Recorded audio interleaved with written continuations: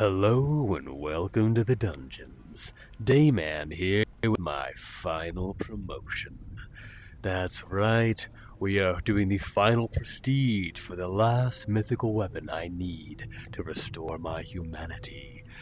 Every bit of information that I have traded the Soul Keeper for has cost me my humanity.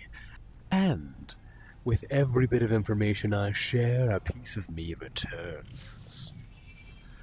So, now you see me, now you don't. This will be the one-stop shop for everything you need to know about mythical weapons. That's right, I have done my research to know everything about these mythical weapons, and with the most recent update, there's even more information for me to share with you. Now, I will discuss each mythical weapon in this video, not just the final mythical weapon of my loadout. So, if you've been curious as to what to pair with your mythical weapons, how they work, and all the like, you've come to the right place. Alrighty, so, the Mythical Dagger. Make sure our field of view is just big enough. The Mythical Dagger. This is a tri-fold weapon that once charged you can recall it so it doesn't get stuck into an enemy, and allows you to send energy bolts at your incoming enemies. The charge period lasts about 10 seconds and takes about 10 seconds to recharge. The best perks that you can put on this weapon, in my opinion, are going to be either criticals or attack power and vampire, or criticals with vampire. Criticals attack power is also pretty good if you want damage. Now, Dayman has poison on his, and I found that the pursuing daggers will actually wake up an enemy once poisoned, making it feel like I don't even have a poison perk on mine. Alas. So I don't recommend poison at all. For the Mythical Hammer, this has a 5-second cooldown, the shortest cooldown of all other mythic weapons. The nice thing about this is that any contact on the weapon will cause it to go off. Though, mind you, if you have a shield or something, you can accidentally bump it, and that could be a bit of an inconvenience. The radius is no longer a perfect circle.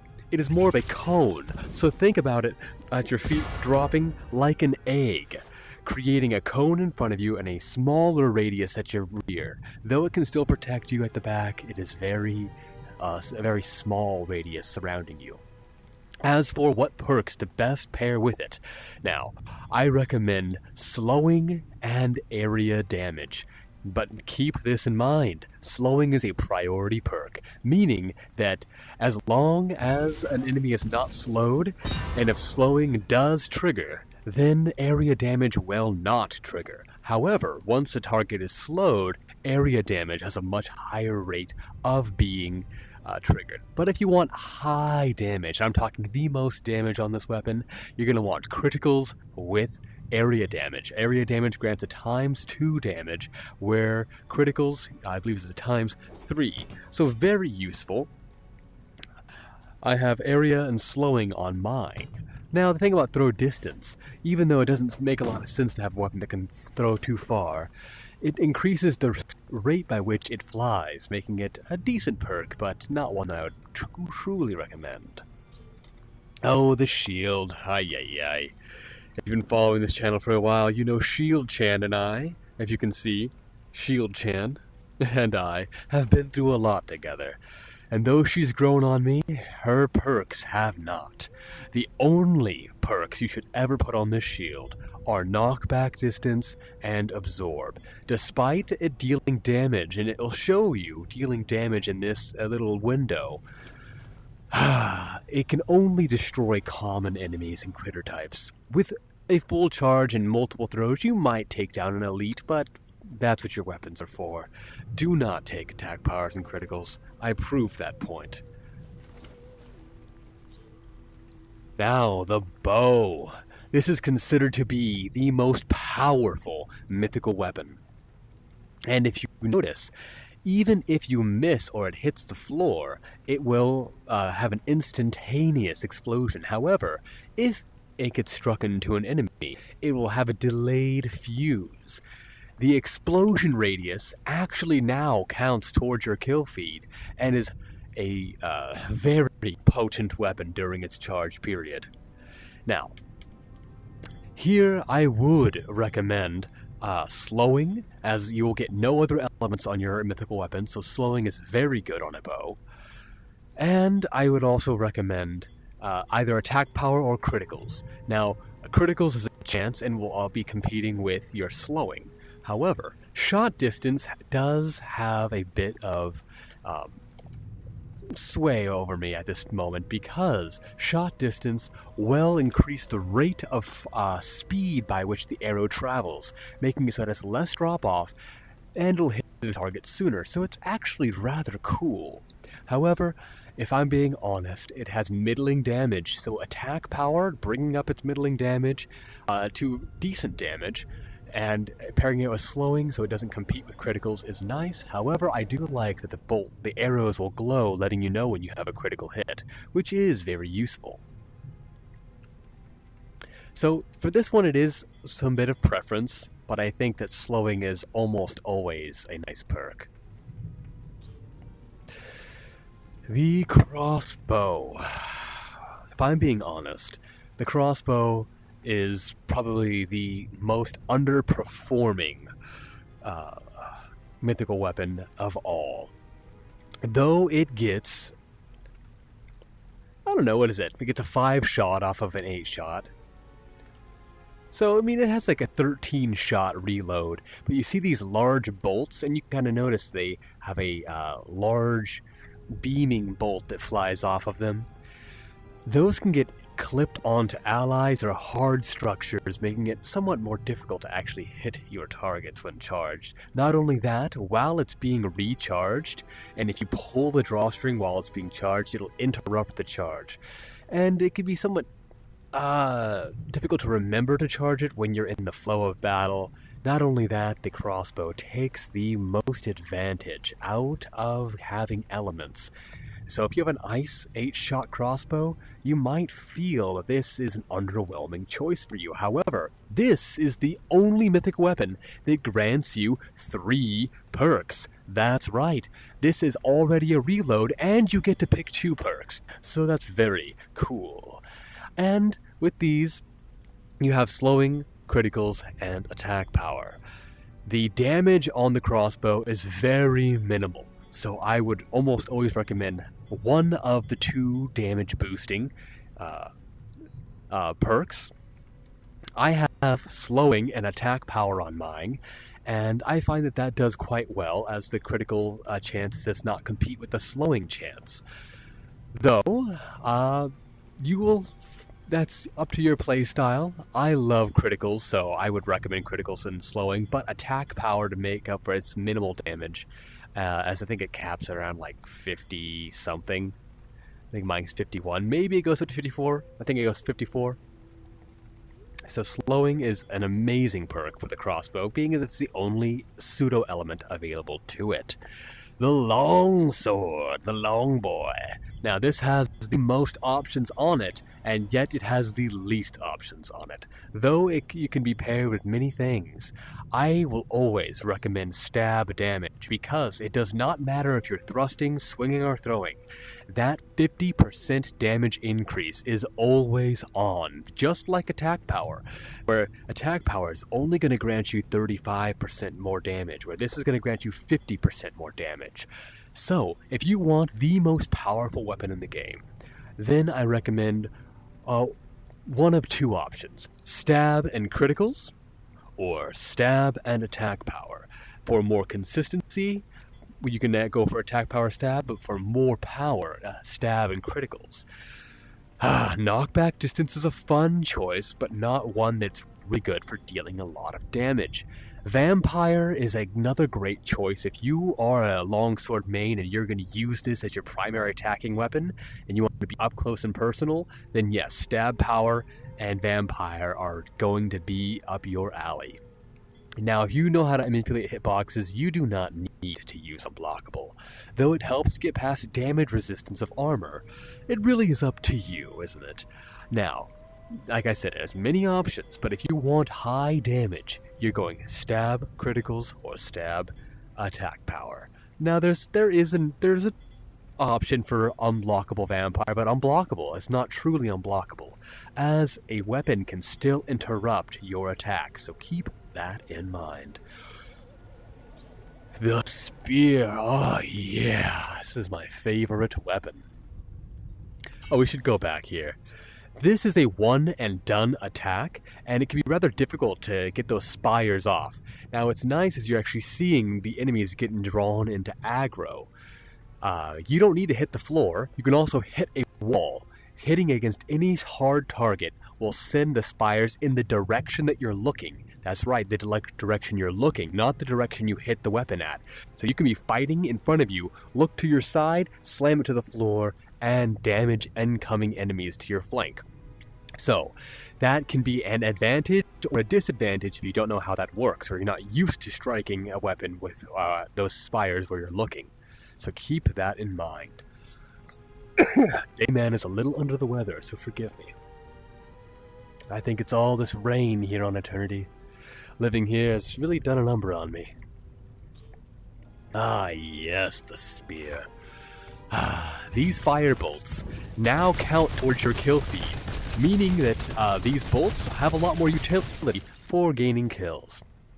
The power of them has increased to just minor, and it has a much better handling than it formerly did, meaning this thing has gone up in my tier listings by a lot. Now, it's always been an S tier in my heart. As you can see, she is my waifu. Spear waifu, I call her. But, the cringe aside, what are the only two perks you're ever going to pick on this? That is going to be explosions and criticals.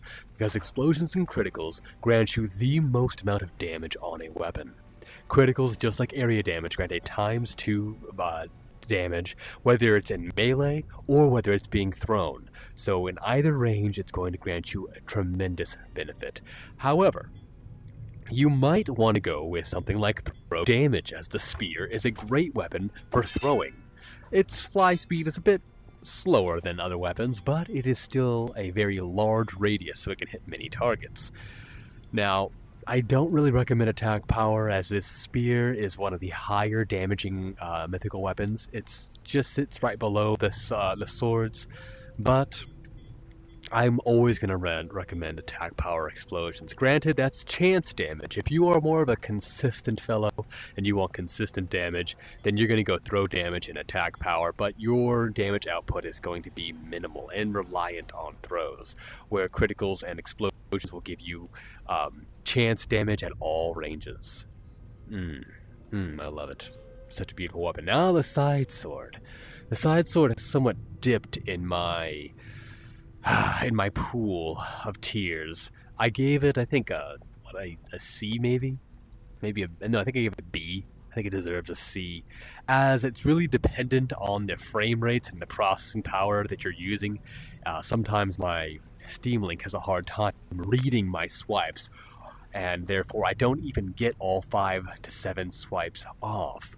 And though I like to use a flick of the wrist in order to get those damaging options off, I sometimes have to overextend my arm, which can be somewhat uncomfortable for the elbow. Now, it only shows a few swipes, but you get as many swipes off as you can during that period, which is anywhere between 5 to 7. Speaking of, a hidden feature of the spear is while fully charged, it will become a heat-seeking missile, literally bending around corners to hit heads, to hit hitboxes. An amazing weapon. Now, when it comes to the sword, it's very similar to the longsword. However, I'm actually going to recommend vampire and stab damage over the criticals option here for a singular reason. And that is that vampire you're going to get a very fast swinging rate, and this is a weapon that you're going to be using in melee quite often with an offhand. So you have another side sword with vampire vampire or a dagger with vampire, you're going to get a lot out of it, as it's acting like a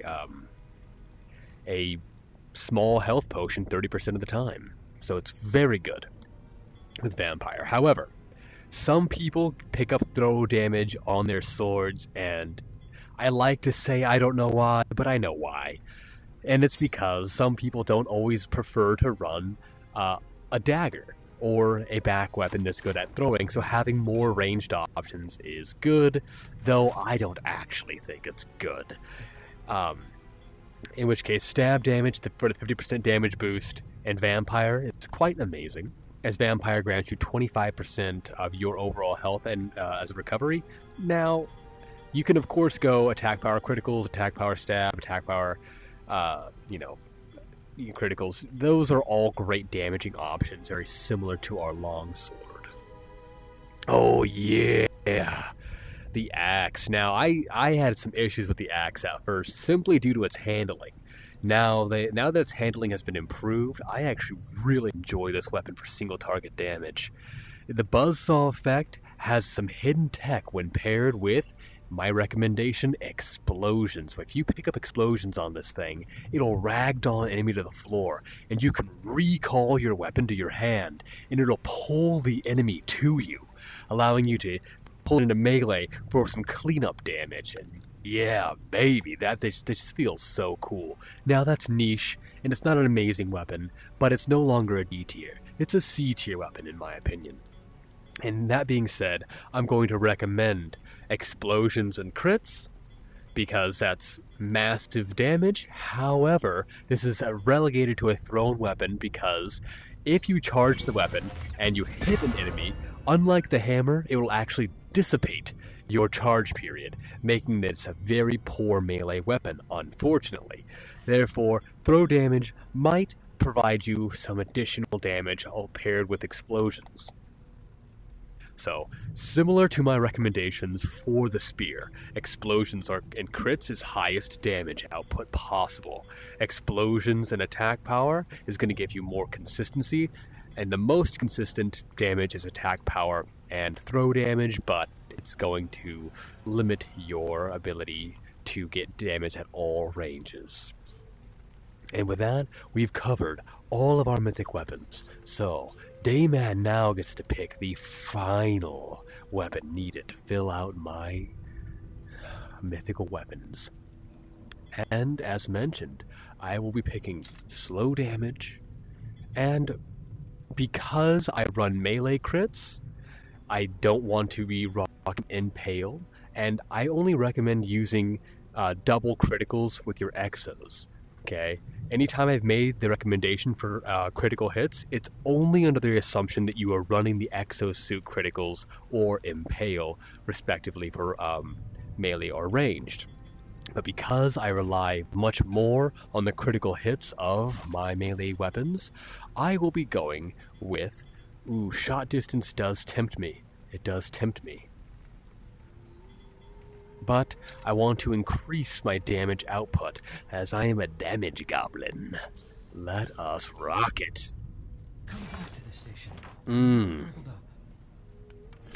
Now, when it's fully charged, as many shots as I can get off. Oh, such a long period. Huh. Now, were I to knock all my arrows at that time, I might have gotten 10 off. You can count better in the recap than I, but what a beautiful bow. It's not the nicest looking bow, as I have my own preferences, but it is very cool. Now that you've seen all and heard all, I hope you walk away with everything you need to know about mythical weapons. Now, when it comes to this mythical bow, I will be covering more information throughout the week, so stay tuned. Until next time, remember, disinfect that face mask and wash your face, baby. Mwah.